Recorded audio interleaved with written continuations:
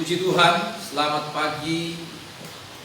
Selamat kita beribadah lagi kepada Tuhan, di mana pada pagi hari ini kita boleh lagi berterima kasih besar kepada Tuhan, karena pertolongan Tuhan tidak pernah berhenti di dalam setiap kehidupan kita. Walaupun kemudian kita beribadah di rumah masing-masing,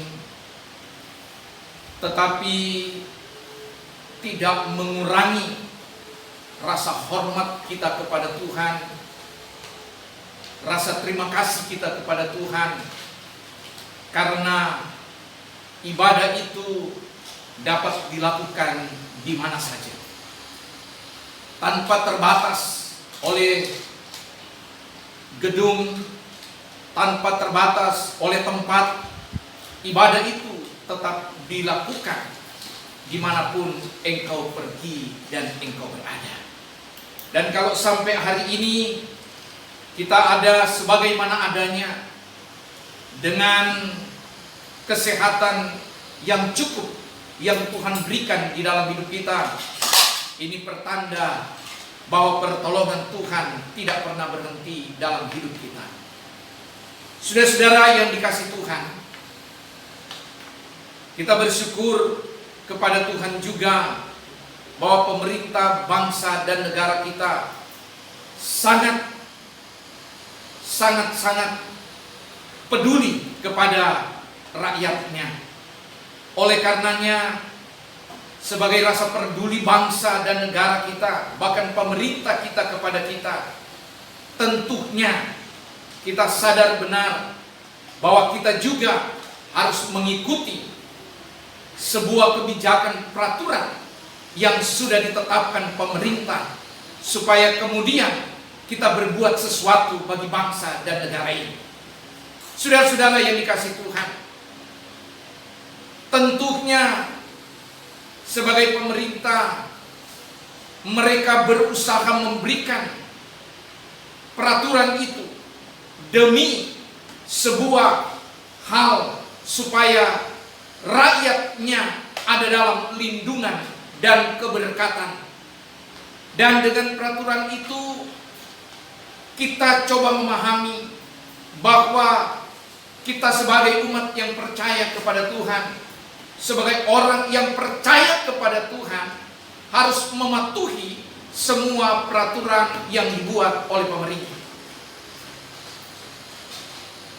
Tentunya pemerintah berbuat demikian supaya kehidupan rakyatnya ada dalam ketentraman, supaya kehidupan rakyatnya ada dalam aturan main yang sudah disediakan pemerintah, supaya memutus mata rantai daripada wabah virus corona ini.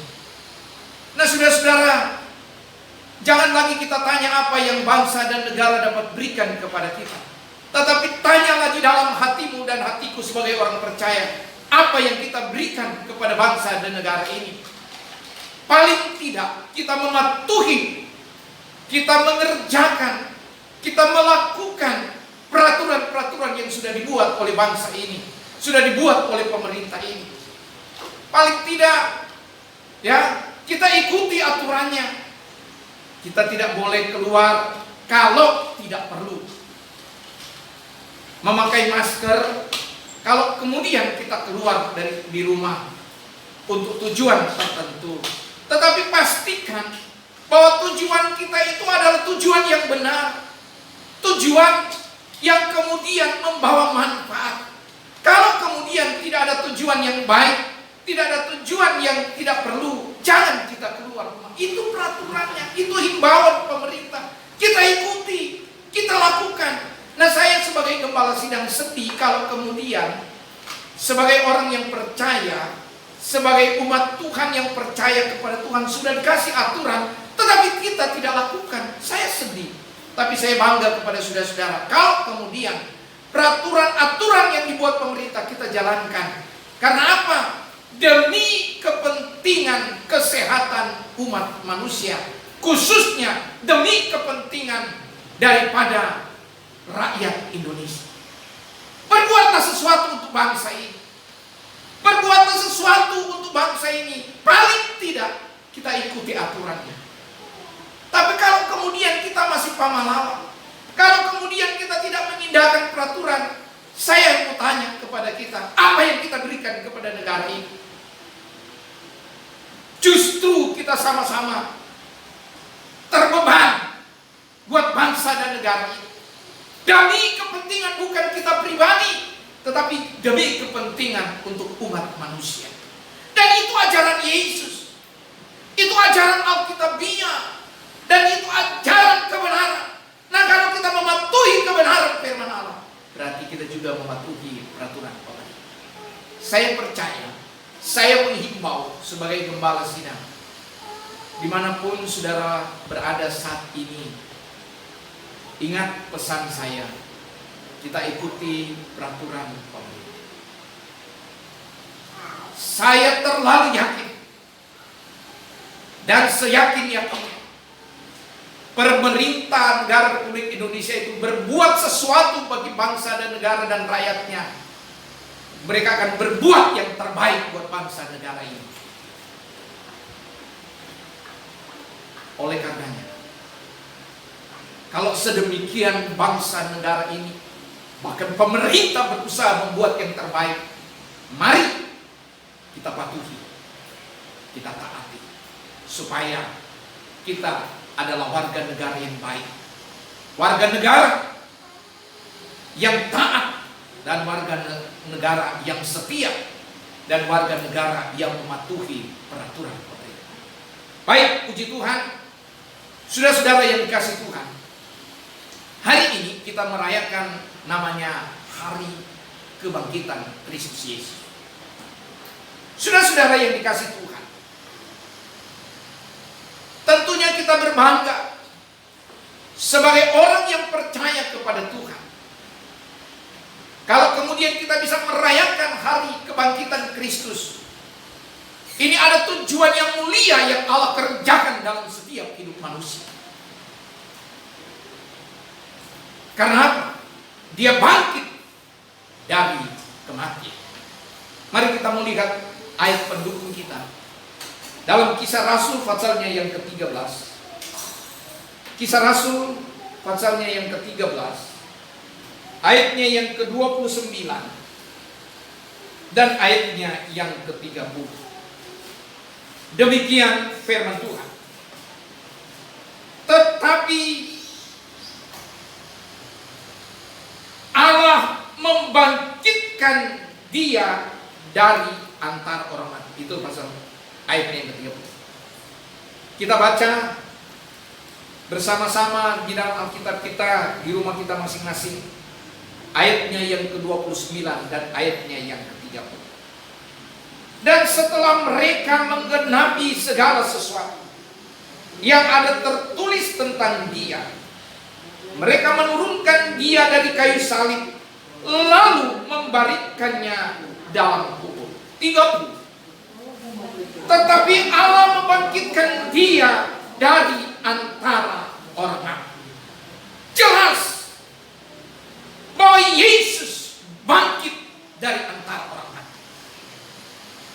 Maka kemudian ada satu makna besar bagi saudara dan saya sebagai orang yang percaya kepada Tuhan. Apa makna itu? Makna kebangkitan Yesus adalah memiliki sesuatu yang besar bagi iman percaya orang yang percaya kepada Tuhan. Kenapa demikian? Ya, karena sebagai orang yang percaya mengikuti ajaran kebenaran Kristus Yesus, maka kita bangga dengan iman kita. Karena apa? Karena Yesus bangkit dari antara orang mati. Berarti bahwa dengan kebangkitannya ini membuktikan maut tidak berkuasa atas kuasa Allah yang sejati. Bahwa kuasa Allah itu adalah kuasa yang dahsyat. Kuasa Allah itu adalah kuasa yang sempurna. Maka kalau kemudian kuasa Allah itu dapat mengalahkan maut,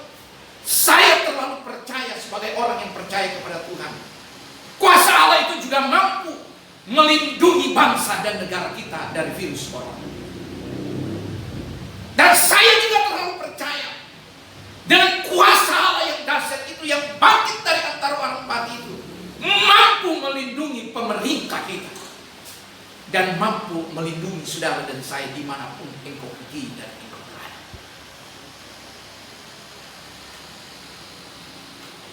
Saudara-saudara yang dikasihi Tuhan, jelaslah bahwa ketika Yesus bangkit dari antara orang mati, genaplah firman Allah yang berkata bahwa maut tidak menguasai dia. Maut telah dikalahkan. Kenapa demikian? Karena kebangkitan dia menunjukkan bahwa kuasanya sungguh dahsyat dan agung dan mulia ada. Dan oleh sebab itu, sebagai orang yang percaya kepada Tuhan, saudara dan saya sebagai umat yang percaya kepada Tuhan, yang menaruh harap kepada Tuhan, yang berserah sungguh kepada Tuhan, pastikan bahwa imanmu dapat dikuatkan. Karena apa? Karena kita boleh melihat bukti kebenaran firman Allah. Yesus bangkit dari antara orang mati. Tetapi sekalipun dia bangkit dari antara orang mati, bukan berarti saudara dan saya tidak melakukan sesuatu. Atau ya sudahlah, sudah bangkit dari orang mati, sudah tidak apa-apa, biarkanlah seperti itu. Bukan demikian. Justru semakin teguh imanmu, semakin kuat iman percayamu kepada Tuhan, semakin engkau setia dan taat melakukan kebenaran firman Allah.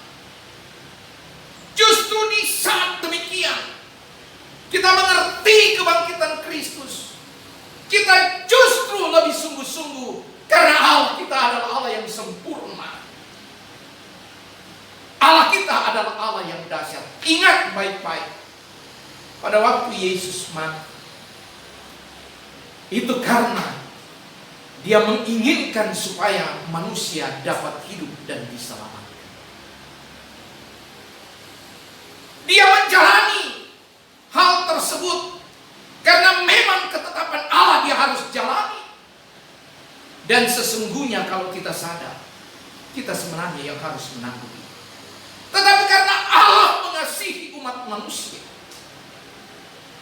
sehingga ada nats yang berkata, karena begitu besar Allah mengasihi akan manusia, sehingga ia mengaruniakan anaknya yang tunggal, supaya manusia tidak binasa, melainkan memperoleh hidup yang kekal. Nah, kalau kita mengerti hal itu, maka justru imanmu dan imanku dapat dikuatkan. Karena kita melihat bukti bahwa Yesus bangkit dari antara orang mati. Saudara-saudara yang dikasihi Tuhan, dimanapun engkau pergi dan berada saat ini, dengar baik-baik, Tuhan mengasihimu dan mengasihi. Tuhan menyayangimu dan menyayangimu. Tuhan melindungimu dan melindungiku. Kemanapun engkau pergi dan berada, yakin dan percayalah, pertolongan Tuhan itu datang pada waktu yang tepat sesuai dengan anugerah dan ketetapan Tuhan. Tetapi sekalipun demikian, saya sering mengulangi perkataan ini, kita tetap setia, kita tetap taat, dan kita tetap melakukan kewajiban kita sebagai orang yang percaya kepada Tuhan, selalu berhubungan erat dengan Tuhan dimanapun engkau pergi dan berada. Saudara-saudara yang dikasihi Tuhan, saya sudah jelaskan tadi, yang pertama kematian,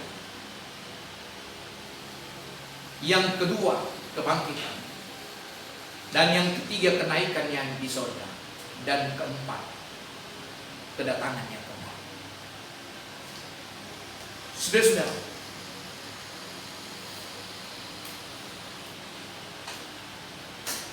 kedatangan kembali ini penting. Kenapa?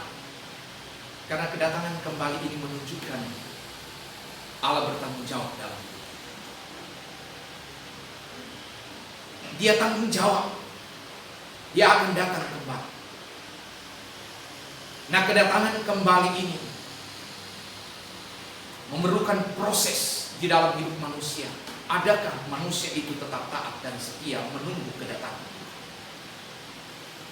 Dan saya hanya menghimbau kepada saudara dan saya, supaya kita tetap taat dan setia menunggu kedatangan Tuhan. Dan yang terakhir, saudara-saudara, sekali lagi saya menghimbau kepada seluruh sidang jemaat Tuhan, dimanapun engkau pergi dan berada hari ini, ambil waktu berdoa untuk bangsa dan negara ini.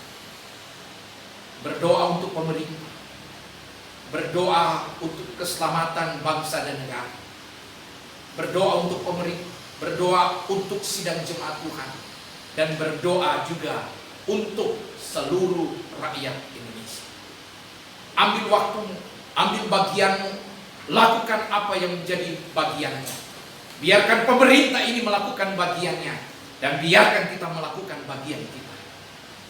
Tugas kita berdoa, tugas kita mengikuti peraturan, tugas kita berdoa, tugas kita bersyukur kepada Tuhan, dan tugas kita menaikkan pujian bagi Tuhan, supaya bangsa dan negara kita ini ada dalam lindungan dan keberkatan Allah.